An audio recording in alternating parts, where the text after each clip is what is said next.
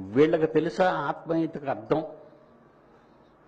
రంగులు, చక్రాన్ని, పుల్లల్ని పెట్టుకొని తల పైకెత్తి కాగితపు గుడ్డకు సెల్యూట.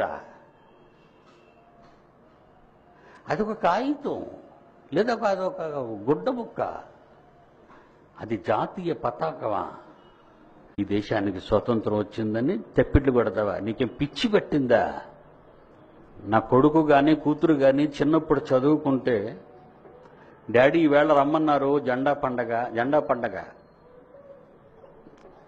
ఒరే, ఒక చాక్లెట్ ని నోట్లో పెట్టి పంపుతారా? ఎందుకురా పిచ్చోళ్ళ కేకలేయడానికి అక్కడికి వెళ్తారు?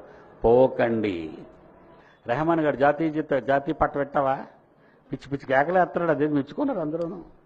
ఆడికి పిచ్చి పెట్టాడు, జాతీయ గీతం పాడుతున్నాడు. ఒక్క మాట అర్థం లేదండి అందులోది నాకు. అపరగార్ధవ స్వరం వాడిది. ఆడిది వినండి మీరు, అస్సలు ఒక మాట అర్థం అవుదండి.